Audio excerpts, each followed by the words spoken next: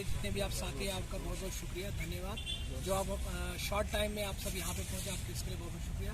जो आज की प्रेस कॉन्फ्रेंस है ये हम नागसिनी को, जो आपके साथ जब सभी लोग बैठे हुए हैं, हमारे साथ किश्तवाड़ के लोग भी बैठे हुए हैं, ये प्रेस कॉन्फ्रेंस जो ये jointly press conference Kishtwar democratic Azad party unit और नागसिनी का जो यूनिट, हम अभी इसके बाद में जो डेपुटेशन की शेप में गुलाम नबी आज़ाद साहब के बारे में से मिलने जा रहे हैं। अपने जो मसले में आपको खुद पता है, जो किश्तवाड़ जो है जिसको कि पावर हब कहा जा रहा है पावर जनरेशन में, लेकिन इस तरीके से वहाँ के लोगों को नज़रअंदाज किया जा रहा है कि जब कुछ ना बना, मतलब जब कंपनियों के पास जा के अपने जूते घिस के ये लोग एक कॉर्नर से दूसरे कॉर्नर तक जाते रहे, लेकिन मिला नहीं। वहाँ वही मिला जो हमें पिछले दिनों हमने गुलाम मोहम्मद सूरी साहब का प्रोग्राम किया था। हमने वहाँ पे भी ये कहा था कि वहाँ पॉलिटिकल इंटरफेरेंस इतनी ज़्यादा है कि जो बंदा इस वक्त जो पार्टी हुकूमत में भारतीय जनता पार्टी उनकी सिफारिश लेके जाएगा, वही बंदा चाहे वो टेक्निकल ट्रेंड हो या ना हो, उसको ही लगाया जा रहा है। इसी बारे में हम गुलाम नबी आज़ाद साहब से कुछ यहाँ के जो मसले हैं जो हम ब्रीफली उनके साथ डिस्कस करेंगे। जो हरासमेंट चाहे पुलिस की तरफ से,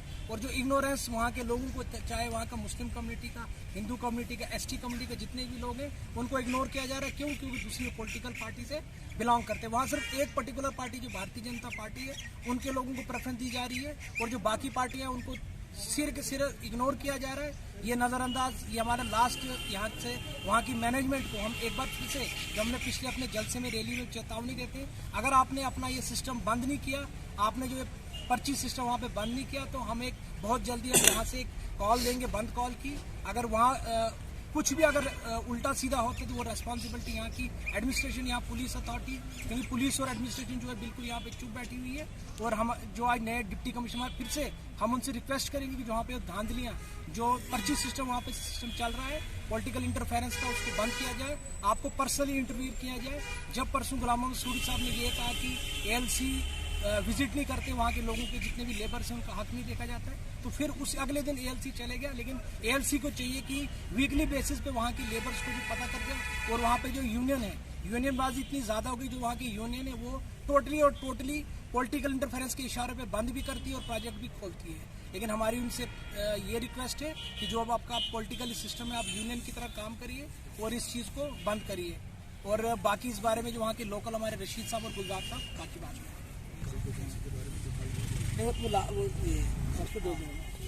अब नहीं अब जो आपका सर, हमारा आज प्रेस कॉन्फ्रेंस देने का मुद्दा ये है कि हमें ब्लॉक नागसिनी के जो लोग हैं, जहाँ पे हमारे 4 प्रोजेक्ट चल रहे हैं इस टाइम, हमारी कमेटी को, खासकर ST कमेटी को भी इग्नोर किया जा रहा है, और बाकी कमेटियाँ भी हैं जो उनको खाली कमेटी बेस पे ही लगाया जा रहा है, या इलेक्टेड गवर्नमेंट के जो है उनके ही इशारे पे वहाँ पे लोग लग रहे हैं। जो गरीब आवाम है, जहाँ पे हमारी ज़मीनें गई हैं, हमारे पानी ख़त्म हो गए हैं, हमें वहाँ पे कंपनी की तरफ से कोई सहूलियत नहीं है, उल्टा हमें नुकसान हो रहा है, और हमारे लोगों को जो है वहाँ पे एडजस्ट किसी को नहीं किया जा रहा है।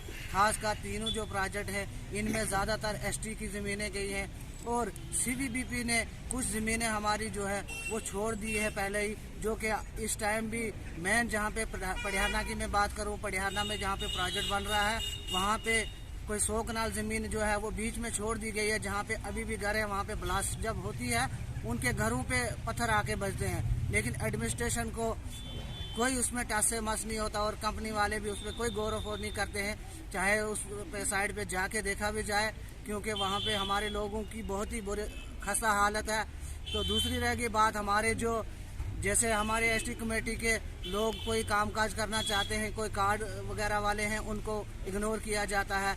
जो भी इशारा है वो यहीं से जाता है, वो इलेक्टेड गवर्नमेंट की तरफ से जो इशारा जाता है उसी बेस पे लोगों को लगाया जाता है, ना कि किसी गरीब आवाम को वहाँ पे पूछा जाता है।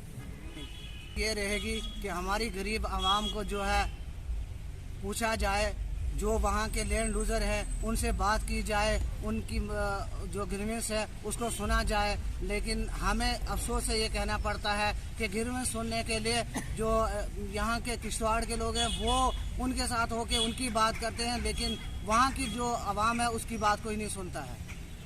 शुक्रगुजार हैं आप मीडिया के, जितने भी आप बंधु मीडिया के हैं। और आज जो हमारी गर्ज़-ओ-क़ायद है, हमारी गर्ज़-ओ-क़ायद ये है कि हम नागसिना से ताल्लुक़ रखने वाले हैं, जहाँ हमारे 4 प्रोजेक्ट चल रहे हैं, और ख़ास करके वहाँ जितने भी गरीब तबका है उनको इग्नोर किया जाता है। जो सियासी पार्टी की लेवल पे होगा, इसकी सिफारिश होगी, वही एडजस्ट प्रोजेक्ट में हो सकता है, चाहे वो ट्रेडमेंट हो चाहे वो ना ट्रेडमेंट हो। और जो वहाँ के बाशिंदे हैं, सबसे ज़्यादा उनका हक बनता है। आप देखिए, इतने सालों से 2014 से तो यहाँ के जो वहाँ गरीब है, उन गरीब आवाम को पानी पीने के लिए नहीं है। और 25-2500 रुपया जो है इन्होंने JR काटा उन लोगों को, और JR काटने के बावजूद भी पानी नहीं दे रहे हैं। पानी के बगैर लोग तरस रहे हैं। 4 किलोमीटर 5 किलोमीटर से अप डाउन पानी करते हैं लोग। बर्फीली एरिया है, स्लाइडिंग एरिया है। अब हम लोगों को कोई भी सहूलियात नहीं है वहाँ, जबकि लोगों की जो सोच थी, लोगों को जो ये यकीन था कि प्रोजेक्ट आने से यहाँ की बेरोज़गारी ख़त्म हो जाएगी। और मौजूदा सरकार के जो नुमाइंदे हैं, जो लीडरशिप के हैं, उन्होंने लोगों के साथ वादा किया था कि यहाँ की जितने भी बेरोज़गार हैं, अंधे, काणे, लूले, जितने भी हैं, सबको 20 से 25,000 30,000 तक महीना जो है वो मजदूरी यहाँ मिलेगी। लेकिन उसके बावजूद भी ये लोग नाकामयाब रहे इस चीज़ में। आज 90% ठेकेदार हैं, 5% लेबर वहाँ काम कर रही है। इस चीज़ का हमें बड़ी अफसोस से कहना पड़ता है कि इन लोगों की सोच जो है वो छोटी सोच है। और मैं मीडिया से, एडमिनिस्ट्रेशन से, LG मनोज सिन्हा साहब से गुजारिश करता हूँ, प्रधानमंत्री साहब से गुजारिश करता हूँ, क्योंकि वो सबके प्रधानमंत्री हैं। एक MLA होता है, वो सबका MLA होता है, लेकिन बीच में आकर जो नज़रअंदाजी ये कर रहे हैं, इनको शोभा नहीं देते हैं। बड़ी शर्म की बात है।